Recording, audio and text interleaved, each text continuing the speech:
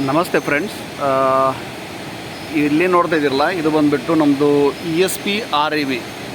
So ಇವತ್ತಿನ ದಿವಸ ನಾನು ಇಲ್ಲಿ ಏನು ನಿಮ್ಗೆ ಕ್ಯಾಲ್ಕುಲೇಟ್ ಮಾಡಿ ಹೇಳ್ತಾ ಇದ್ದೀನಿ ಅಂತಂದರೆ, ಈ ಒಂದು ESP-REV ಬಂದುಬಿಟ್ಟು ಎಷ್ಟು RPM ಅಲ್ಲಿ ರೊಟೇಷನ್ ಆಗುತ್ತೆ ಅಂತಕ್ಕಂಥದ್ದನ್ನು. ಸೊ ಇಲ್ಲಿ ನೋಡ್ತಾ ಇದ್ದೀರಲ್ಲ, ಇದು ಬಂದುಬಿಟ್ಟು ಇಲ್ಲೇನು ತಿರುಗ್ತಾ ಇದೆಯಲ್ಲ, ಇದು ಬಂದುಬಿಟ್ಟು ನಮ್ಮದು 0 ಸ್ಪೀಡ್ ಸ್ವಿಚ್ ಅಂತ. ಅಂದರೆ ಬೈ ಚಾನ್ಸ್ ಆಗಿ ಯಾವುದೇ ಒಂದು ಲೋಡ್ ತೊಗೊಂಡು ಅಥವಾ ಏನೇ ಒಂದು ಮಟೀರಿಯಲ್ ಬಂದುಬಿಟ್ಟು ಕಟ್ ಆಗಲಿ ಅಥವಾ REV ಏನಾದರೂ ಸ್ಟಾಪ್ ಆದರೆ ಈ ಒಂದು ಸಿಗ್ನಲ್ ಬಂದುಬಿಟ್ಟು ನಮಗೆ DCS ಕಂಟ್ರೋಲ್ ರೂಮಲ್ಲಿ ಇದು ಇಂಡಿಕೇಷನ್ ಕೊಡುತ್ತೆ. ಆವಾಗ ಆ DCS ಆಪ್ರೇಟರ್ ಬಂದುಬಿಟ್ಟು ಫೀಲ್ಡಲ್ಲಿ ಹೇಳ್ತಾರೆ ಈ ಥರ ಪ್ರಾಬ್ಲಮ್ ಆಗಿದೆ, ಅದನ್ನು ಚೆಕ್ ಮಾಡ್ಕೊಳ್ಳಿ ಅಂತ. ಸೊ ಇದನ್ನು 0 ಸ್ಪೀಡ್ ಸ್ವಿಚ್ ಅಂತ ಕರೀತಾರೆ. ಸೊ ಇಲ್ಲಿ ನೋಡ್ತಾ ಇದ್ದೀರಾ, ಇದು ಬಂದುಬಿಟ್ಟು ನಮ್ಮದು REV.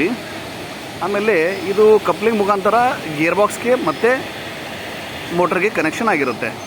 ಸೊ ಇಲ್ಲಿ ನೋಡ್ತಾ ಇದ್ದೀರಾ, ಇವು ಆಲ್ರೆಡಿ ಇದು ರೊಟೇಷನ್ ಇದೆ, ಕಪ್ಲಿಂಗ್ ರೊಟೇಷನ್ ಆಗ್ತಾಯಿದೆ. ಸೊ ಗೇರ್ ಬಾಕ್ಸ್ ರೇಷಿಯೋ ಬಂದುಬಿಟ್ಟು ಎಷ್ಟಿದೆ ಅಂತ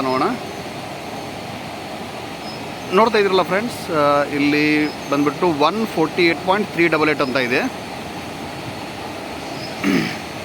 ಆಮೇಲೆ ಮೋಟ್ರ್ ಬಂದುಬಿಟ್ಟು ಎಷ್ಟು RPM ಅಲ್ಲಿ ರೊಟೇಷನ್ ಆಗ್ತಾಯಿದೆ ಅಂತಂದರೆ 1430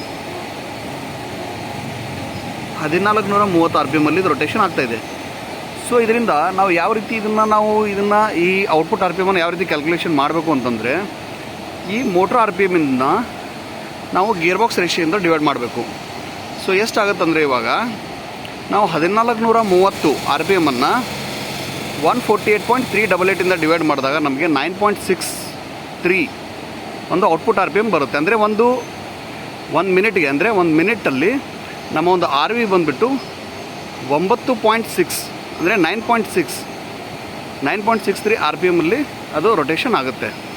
ಗೊತ್ತಾಯ್ತಲ್ಲ ಫ್ರೆಂಡ್ಸ್, ಯಾವ ರೀತಿ ಒಂದು ಮೋಟರು, ಗೇರ್ ಬಾಕ್ಸು ಮತ್ತು ಕಪ್ಲಿಂಗ್ ಈ ಕನೆಕ್ಷನ್ ಅಂದರೆ ಈ ಒಂದು REV ಬಂದುಬಿಟ್ಟು ಯಾವ ರೀತಿ ಒಂದು ಮೋಟರ್ ಮತ್ತು ಗೇರ್ ಬಾಕ್ಸ್ ಕನೆಕ್ಷನ್ ಇದ್ದಾಗ ಎಷ್ಟು RPM ಅಲ್ಲಿ ತಿರುಗುತ್ತೆ ಅಂತಕ್ಕಂಥದ್ದನ್ನು ಕ್ಯಾಲ್ಕುಲೇಷನ್ ಮಾಡೋದನ್ನು ನಾವು ಈ ವಿಡಿಯೋದಲ್ಲಿ ನೋಡಿದ್ದೀವಿ. Thank you.